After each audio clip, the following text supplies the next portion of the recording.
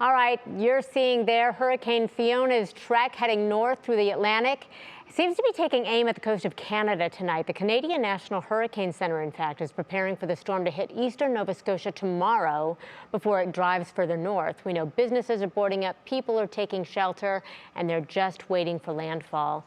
Jason is with us here. So, Jason, Michael, how severe is it expected to be? What is the potency believed to be when it hits? Well, you know, Christy, this is no doubt a huge ocean storm. It's making it up to a Category 4 strength. It's down to a 3 right now. It's getting ready to become a post-tropical cyclone. So it'll be downgraded, but it'll still be known as being a very historic storm. It's the farthest northernmost storm.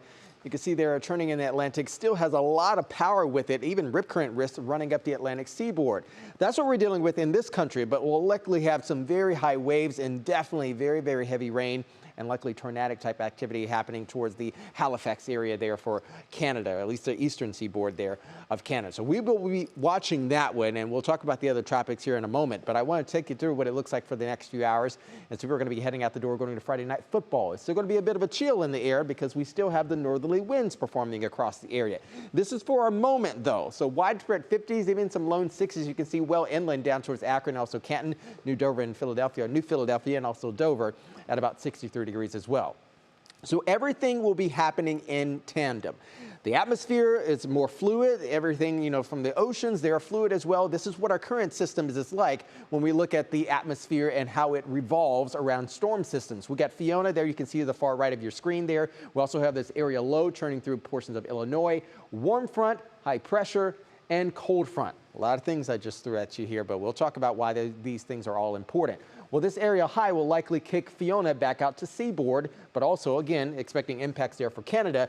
This system right here, this is likely to bring some scattered light rain to us tomorrow afternoon, but we'll have that warm front move north across the region, so that's going to change our temperature spread across northeast Ohio. So we'll have more of a warming wind move in tomorrow, followed by another cold front to follow through after that. This is the system that we're watching for the next 24 hours. Cold front arriving on Sunday, bringing with it scattered showers and even thunderstorms. So let's roll the clock forward here in your National Designer hour-by-hour forecast. Quite likely dealing with some mid to high level clouds for us tomorrow. We'll have that warming wind come in that could be pushing us up into the mid to upper 60s. But as that system I showed you that it's over towards Illinois, it could likely lead towards some off and on type of shower activity. Not widespread, just some spitting showers happening for us on Saturday afternoon. Come Sunday, that's when the frontal boundary begins to move on through here, and we'll have a round of rain coming through, but we'll also have some drying conditions move through as well for early Sunday. As the low wraps around for Sunday afternoon, we could have more spitting showers likely, perhaps even a few rumbles of thunder. Rainfall accumulation forecasts are not projecting a terribly high forecast in terms of rainfall accumulations, anywhere perhaps a quarter of an inch, maybe up to 3/4 of an inch at its highest marks. Upper 40s, perhaps even in the low 50s overnight tonight. You can see our temperatures going up into the mid to upper 60s for us tomorrow. Now the tropics are getting very, very active. Hermine now being named off the coast of Africa.